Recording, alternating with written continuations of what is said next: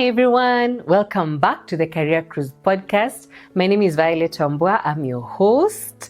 As you know, this is a place where we discuss everything that can help you keep growing in your career, whether it be the business that you're practicing or the job that you're employed at, or the thing that's keeping you busy. That's your career, the thing that you're working towards, your passions, the thing that you're working towards growing you. And maybe you're paying your bills as well in the process. So let's have fun while doing that. Let's have fun while growing. That's what we're all about here on the Career Cruise podcast. We discuss things that affect you practically, things that you could tell a friend so they can get advice on that and, be properly equipped for their journey in terms of their career. I want to thank you so much for coming here today. Asking you to subscribe if you haven't. Share this episode with a friend. Let them know what you're talking about today, which is mental health in the workplace. Obviously, when you hear the word mental health, everyone goes like, maybe my job is stressing me, my colleague is stressing me, my boss is stressing me, my team is just lazy, they're not working, things like that. There's so many things that we can say that stresses us about our jobs. There's a lot of things that you could say as a business owner that is stressing you about your suppliers, about the people that you've employed, about the people that you collaborate with on different projects, so all those are stressors. But what I'm here to say today is that we all need to be part of the solution in terms of creating mentally healthy work environments, okay? Obviously, I want peace. I don't want violence. I want peace everywhere. But then I cannot be the one who propagates violence and then I want peace in return. All these things are boomerang effect.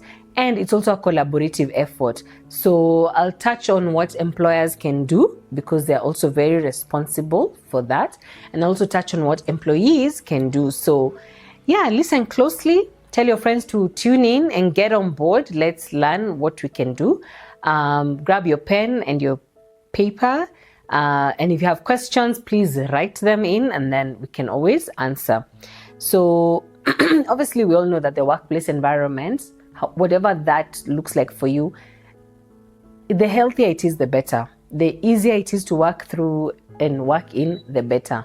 So you kind of want to be in a place where, yes, you're giving energy for a return, but you don't want it to be a painful experience going to work. You want it to be as smooth as possible.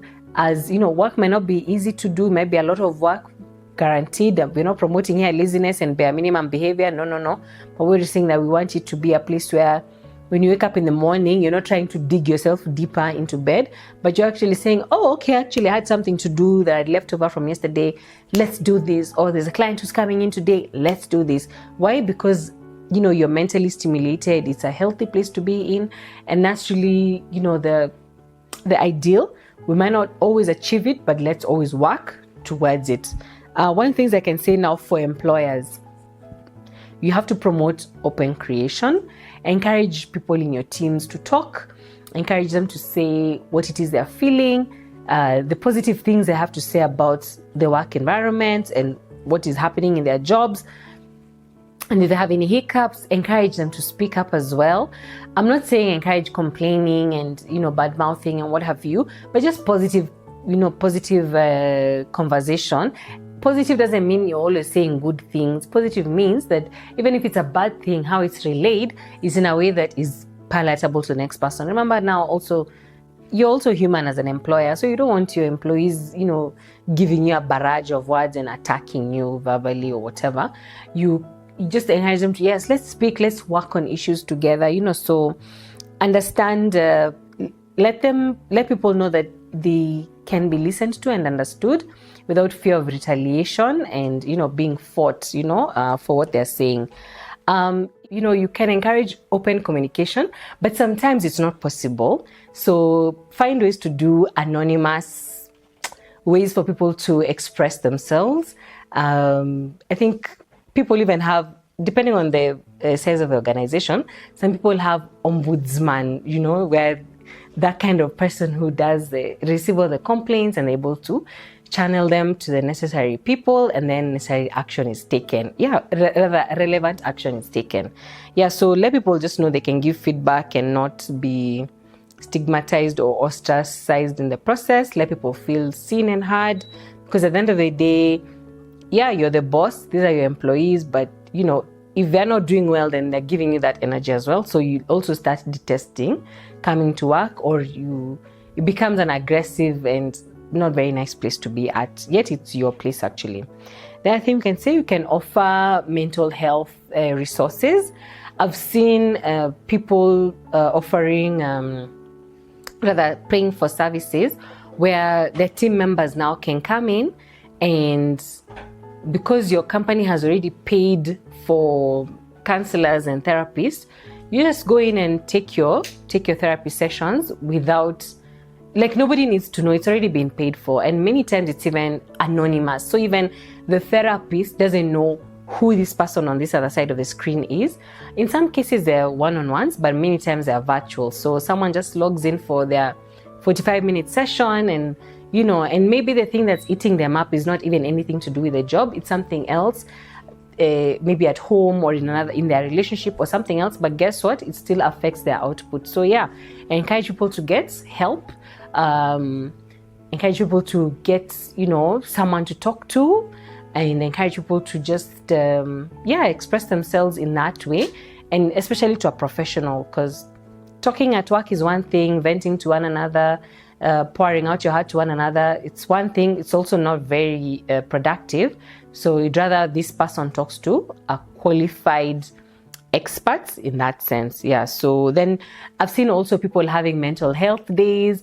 I remember there was a job I was applying for, and one of the perks was a mental health day, and I was like, wow, this is interesting. Yeah. So people just say, oh, the kitchen is too hot, I'm taking time off, and no questions asked, it's a mental health day. So it doesn't even count as part of their leave days or sick offs. No, it's just a mental health day, and that's that. So these are things we can encourage, because at the end of the day, yeah, it's our minds and brains that we're using to get around in our careers. So the better, it's like service for your car. The better it's serviced, the better it serves you. Yeah. So you can also provide training for everybody on the team, so that then it's not just for a few people to be knowing. Let everybody on the team be aware of what mental health is and how they can manage their own mental health, and what tools they can be equipped with, what tools they can use. It kind of raises the levels of empathy for everybody on the team. I'm not saying use this as a way of letting people slack off on their jobs in the name of, oh, I'm not doing well mentally and all that, because I've seen people using it as excuses or ways to slack on their work. But the more we know, the more we're able to relate to one another, the more we're able to support one another. I've seen a situation where there's a lady who was telling me they were required to go to work by 8 o'clock, and then they clock off at 5 o'clock. And that was starting to mess her up, and she wasn't understanding what was going on.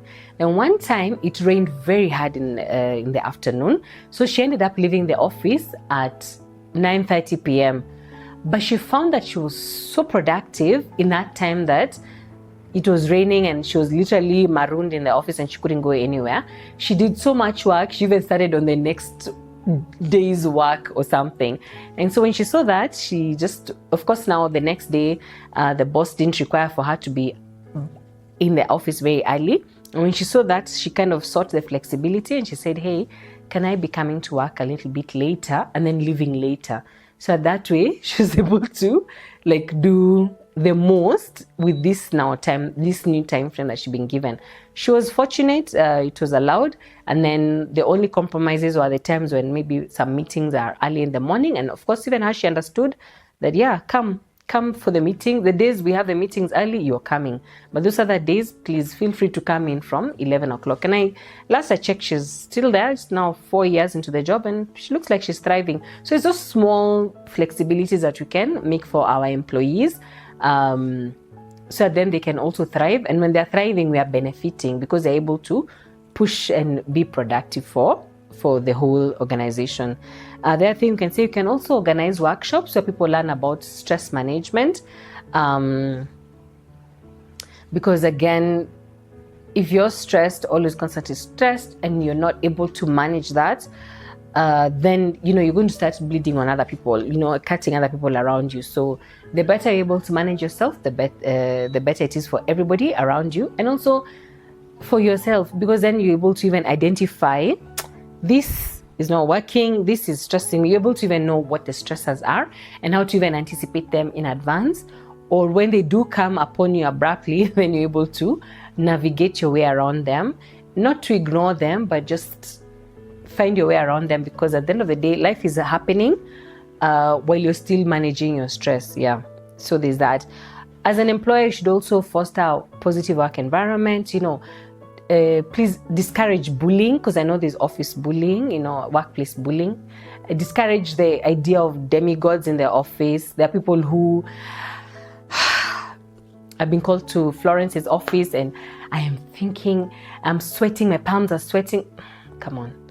You obviously know who is feared in the organization by now. So discourage that, deflate those little powers, so that then, while there's protocol and while there's a pecking order, it should not be at the expense of everyone else at the office or in the workplace, because again, it also even tampers with creativity.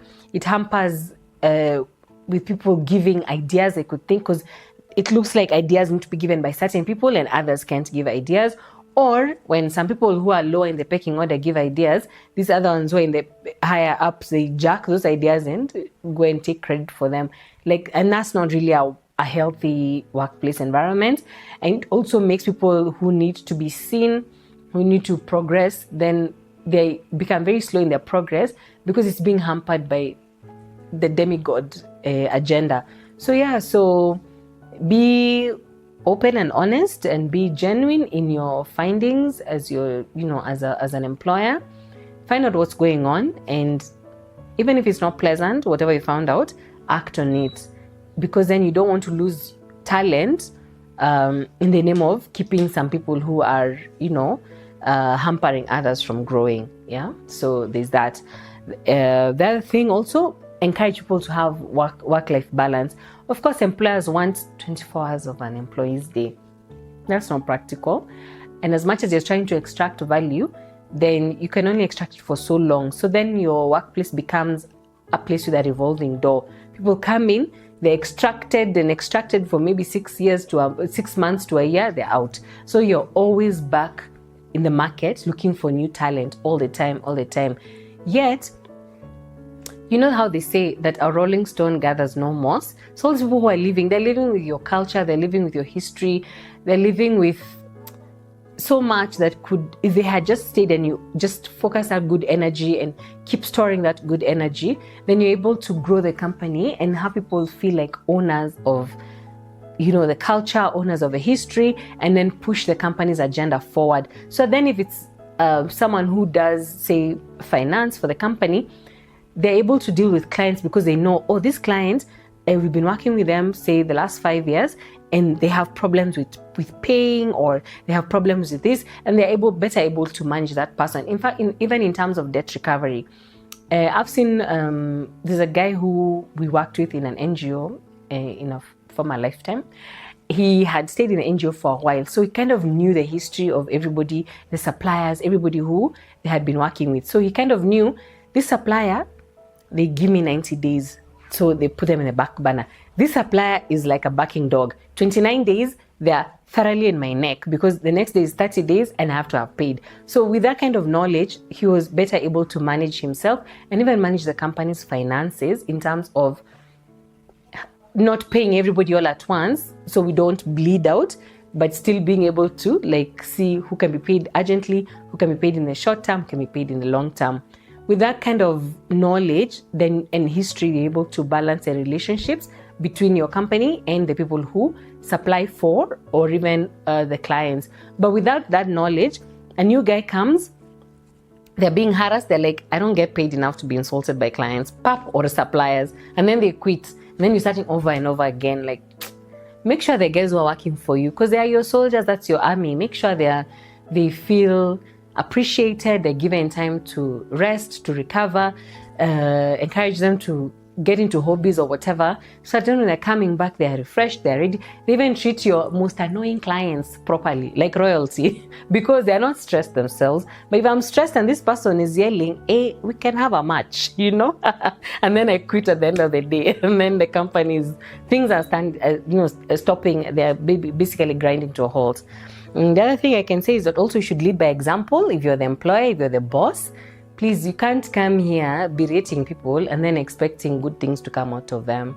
So you lead by example. So that when you say, I want this standard, then you're also the one who's leading by example. You're the one who's showing that standard, setting the standard, and walking the standard. So yeah, let's do that. For the employees, you also have a responsibility for mental health, a mentally healthy workplace environment, and your responsibilities are as follows.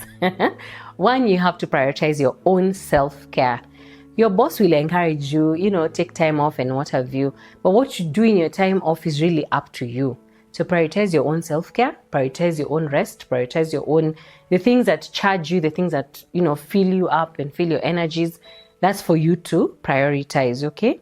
You have to set your own boundaries, establish a boundary between work and home, or rather work and personal. That's for you to establish. Your employer, I don't think, will establish that for you, because guess what? They'll get a bright idea in the night, and then because they don't want to forget it, they'll throw it in the company WhatsApp group. Then now you start thinking it's a thing to do right now and it's 1 a.m. No. In fact, why are you keeping that company phone next to you? You should keep it away so that you sleep when it's time to sleep. I'm not saying like throw away the phone when you get home or something, but like that should not be the first thing you're thinking about when you have knocked off from work, okay? I think if it's urgent, they will give you a call and not just put something in WhatsApp. So also learn the cues, as you're setting these boundaries, be knowing this is the best time to set a boundary, this is what works, like that. So fit that shoe until it goes very well for you, for your journey, okay, in that company. You have to make time for, activities that make you happy. Go to a movie, go to the gym if you like that, go for a walk, I don't know, go for karaoke, sing your heart out, something. Those are just suggestions I'm making for you. You don't have to follow those ones. I'm sure you have many other things that make you happy, and go for that. I can also say,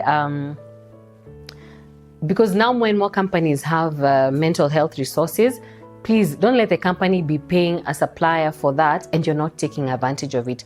Take the full benefit of what's available for you in your company.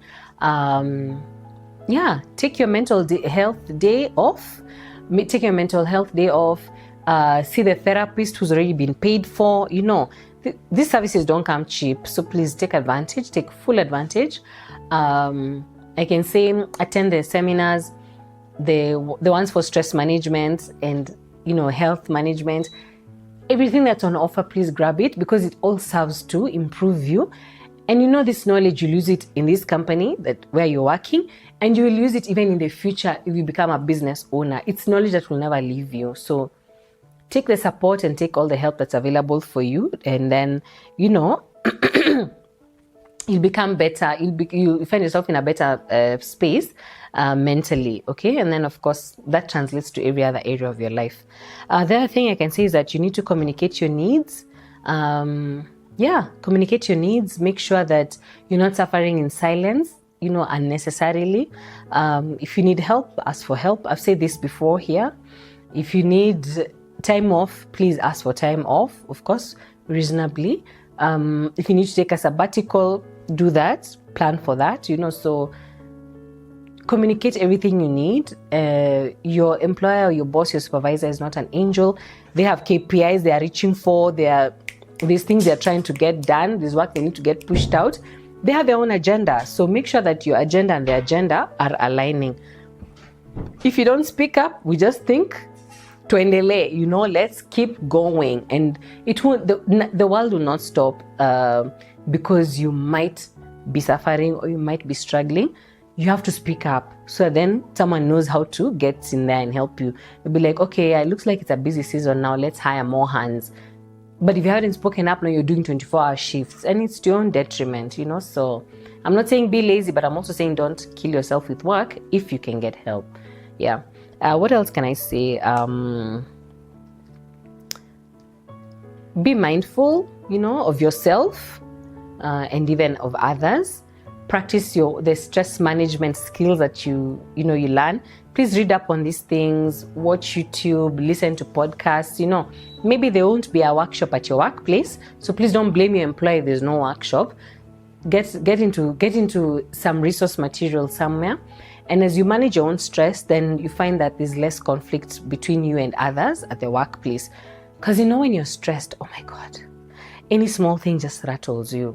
Like you're on edge. It's like you've had 1,000 cups of coffee and your energy is on overdrive. And then you add a negative thing that happens. The conflicts are just going to be out of this world, and it won't really be a good thing for you or other people. So yeah, practice mindfulness, manage your own stress, practice your social graces, so that then there's something that my mom says. If you live in an estate and you think all these houses are shabby, the moment you plant flowers outside your own doorstep, the whole place looks better by default. So as you're practicing mindfulness, this mindfulness is also small flowers outside your doorstep. And then you beautify the place without even realizing it, because then we all infect each other with our different energies. Time management, of course, it's such a big tool for mental health improvement. If you're always in a rush, rushing, pressure, too many things to be doing in 1 hour, your to-do list looks like a mess. You're not managing your time properly. You only have 24 hours in a day. And, you need to sleep, you need to rest, you need to travel, especially if you're sitting in traffic to go to work and to go home. It's too much for one person. So put your time management skills into practice, and you set your boundaries, manage your stress, and then you'll find that you're in a better place. Like, you'll just be on Zen mode, literally. And people will wonder why you're never in a rush, why you're never in a hurry, because your things are working out as they should work out. Everything is on schedule for you, and that's what we are going for. I think it sounds utopic, but I think it's realistic. So let's go for that, myself included. You should also be an advocate for healthy workplace environments as an employee. Maybe that's not what's happening right now, so speak up about it. You can speak to your supervisor, speak to the person in HR, now they're calling it human capital. So speak to the relevant people, so then you're able to push for a better workplace environment mentally. Make sure that no one is left behind, because at the end of the day, if you're suffering, that means even the next person next to you, they're suffering, even if it's to a different degree. So we are connected in our struggles, we're connected in our triumphs. So always remember, what you do or what you need, the next person next to you also needs it, and also might also be doing the same thing. So, why not speak up? You might be speaking up for yourself, but you realize that you benefit other people. So if you keep quiet, then everyone else is also feeling oppressed just like you. So there's no harm in speaking up. You're not trying to put on combat. You've spoken about this in the past, how to express your needs without necessarily being combative about it or causing conflict. So what else can I say? In terms of your mental health, obviously just know when to speak up. Remember, it's a collaborative effort. Nothing happens in a vacuum. Nothing happens for one person only. And nothing happens for that season only. Whatever you do now and whatever is set now with policy, certain people who come to take up your particular position now, even 5 years from now, will benefit. They'll find now, there's mental health days, and maybe there were no mental health days before you spoke up. So remember, even if it doesn't benefit you for long, someone who comes behind you will also benefit. So let's all just think how we can be responsible for our own mental health at our workplaces, regardless of whether there are policies or not. As employers, don't be shy to implement new policies and suggestions that your employees give you. As employees, don't just say, things never change around here. It might be that you went there to make that change. So take advantage of the opportunity and leave the place, because I know you will leave, guys. I know you'll go to greener pastures. So leave it better than you found it, for the next person. That's all I had to say about mental health improvement in the workplace. And I wish you all the best. I wish you mentally healthy workplaces. I look forward to seeing you here next time. Please tell me how you're doing in your workplace. Tell me if you're implementing any of these policies, if you're implementing any of these ideas and suggestions. Yeah, let's talk. Write in also. And yeah, if you want to come and be guest on my show, let me know. I'll definitely make space for you and we can have a bigger discussion around this and many other topics. I'll see you next time. Bye bye.